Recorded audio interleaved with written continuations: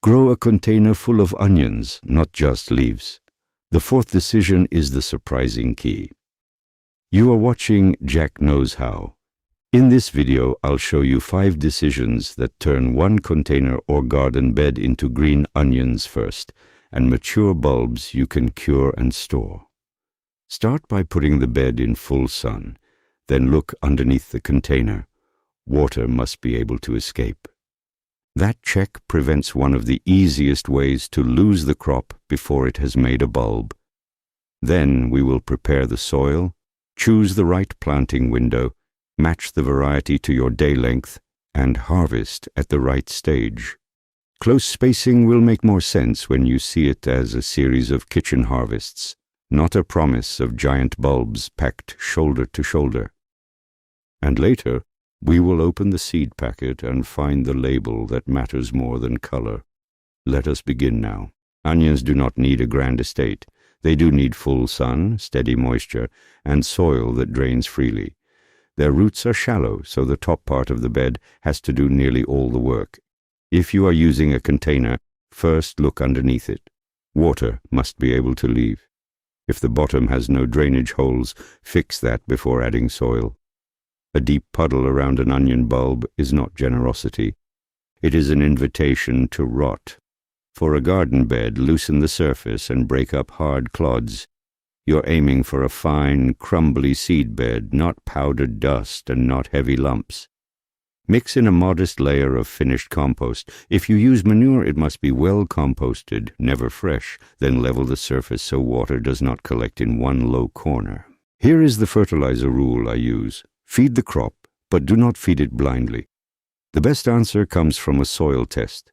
Without one, use a balanced amendment lightly at planting and follow the label for your bed size. Onions need nutrition to build leaves early, because those leaves power the bulb later. Heavy or late nitrogen, however, can keep the neck thick, delay maturity, and make storage worse. So the useful rule is not never feed onions. It is do not keep pushing leaf growth after the bulbs have begun to form. Now sow the seed shallowly. About 1/4 to 1/2 inch deep is enough for most home beds. Cover it lightly and press the soil so the seed has contact with moist earth. Onion seed is small, and an old packet can give a disappointing stand, so check the date. If you are unsure, test a few seeds on a damp paper towel before trusting the whole bed. Keep the surface evenly moist while the seed germinates. Do not blast it with a hard jet, and wash the seed into little islands. A watering rose, a gentle hose setting, or drip irrigation is much kinder. Once the seedlings are up, add a light layer of clean mulch around them, not a blanket over their heads. Mulch helps hold moisture and makes weed control far easier. That matters because a thin onion seedling is not good at wrestling a thick weed for light and water.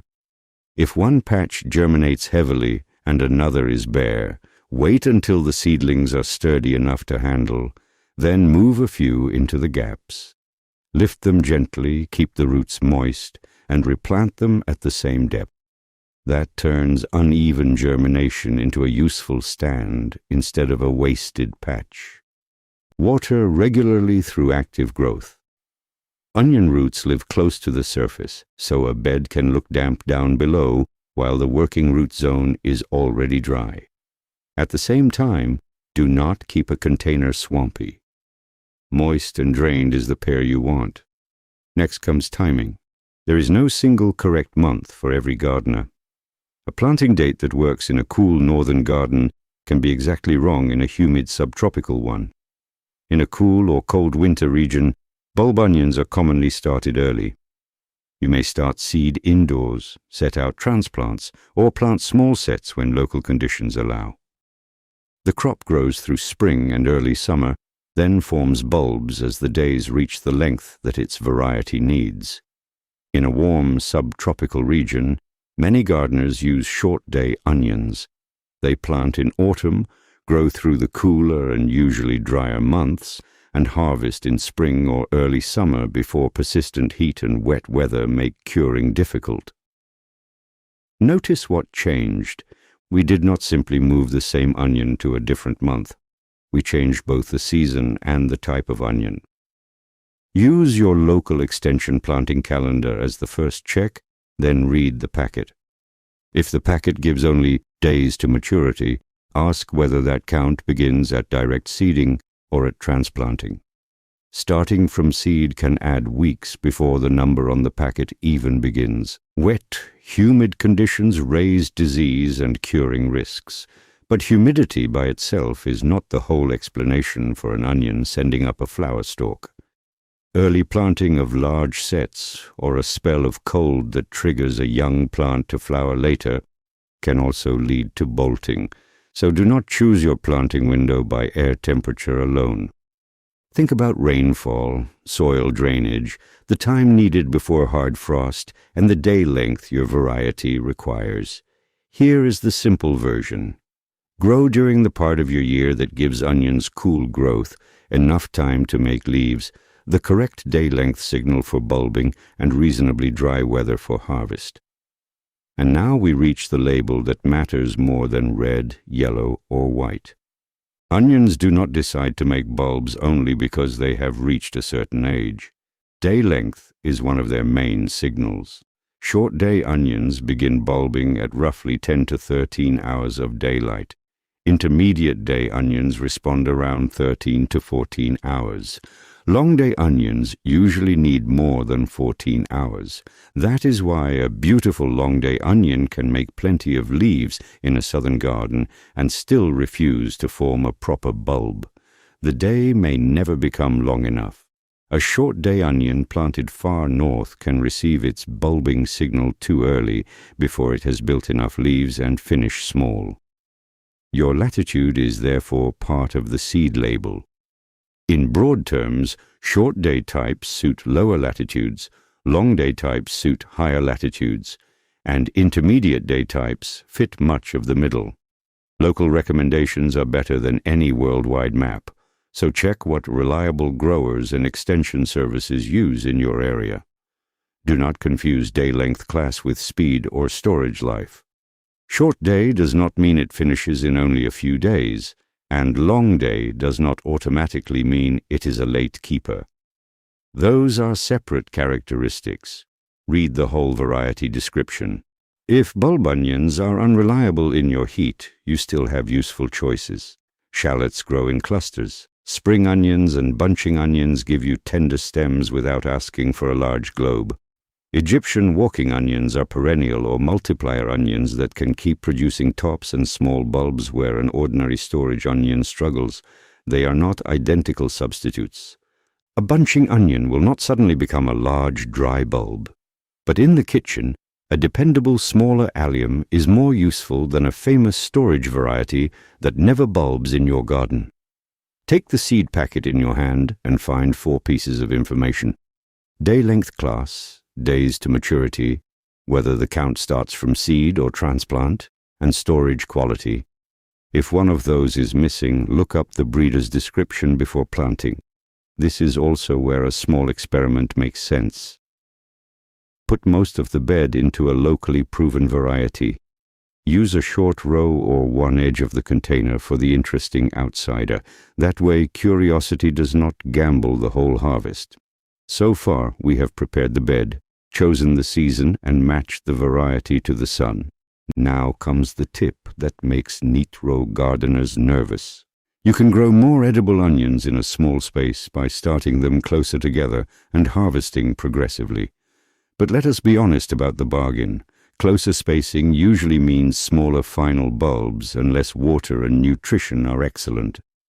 For large storage bulbs, a common final spacing is about 3 to 4 inches between plants. You do not need 10 inches between ordinary onions. At the other extreme, a solid carpet of seedlings will compete so heavily that none of them can build a useful bulb. The practical method lives between those extremes, so a little closer than your final spacing. When the young plants have usable green tops, pull selected onions for the kitchen. Choose the weakest plant in a cluster, or the one that gives its neighbors breathing room. A week or 2 later, harvest another round. Each meal becomes a thinning pass, and the onions left behind gain more space. This gives you 3 benefits from the original patch. You begin eating early. You use the thinnings instead of throwing them away. And you end with fewer, better spaced plants that can make mature bulbs. Close planting can shade a little soil, but do not count on onions to defeat weeds by themselves. Their narrow leaves leave plenty of light at ground level. Mulch and early hand weeding still matter. Watch moisture more carefully in a crowded container.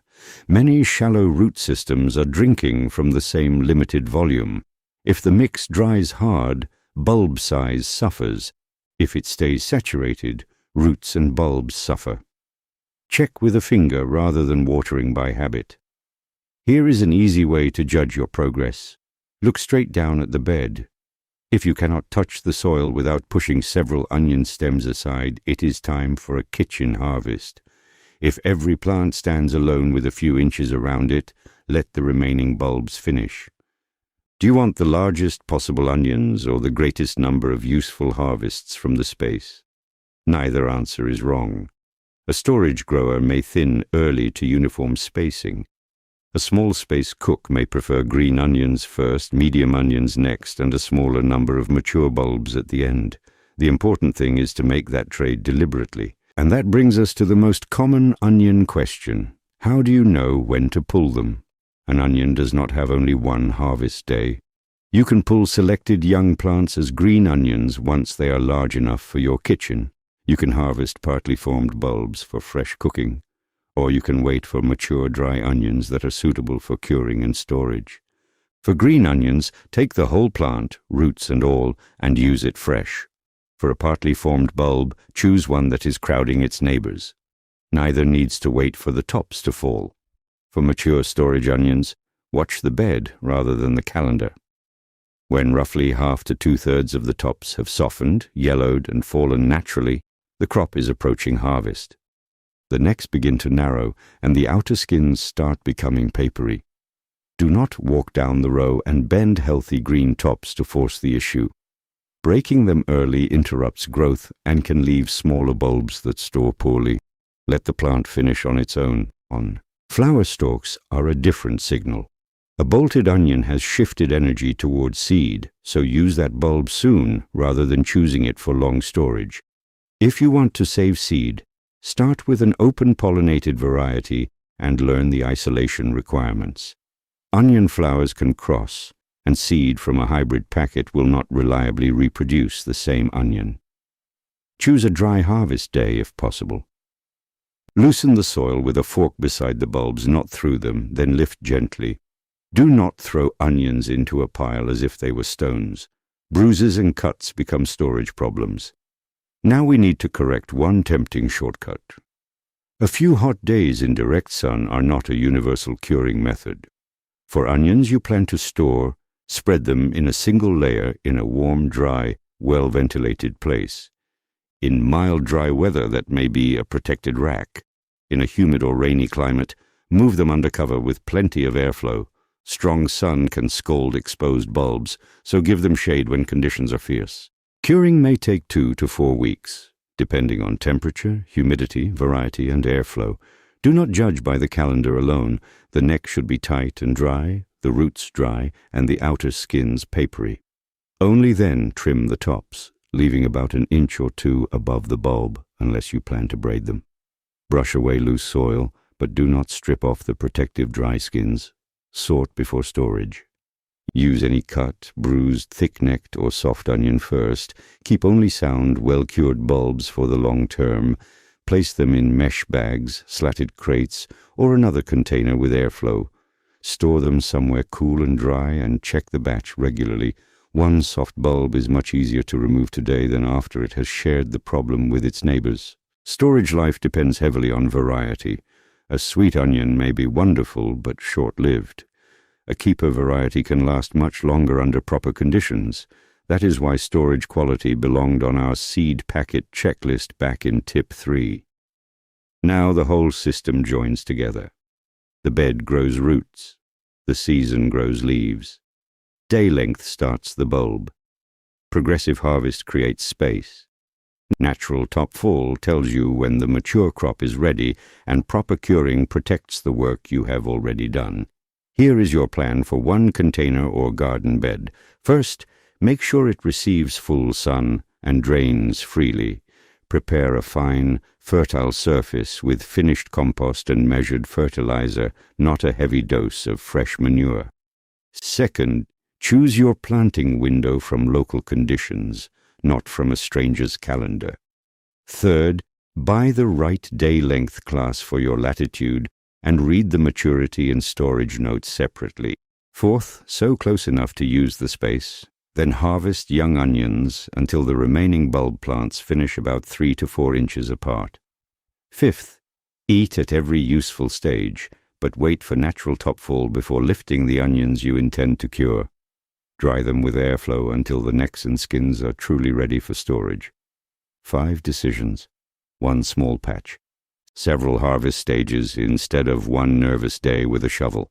Tell me in the comments whether you are growing short day, intermediate day, or long day onions, and include your region.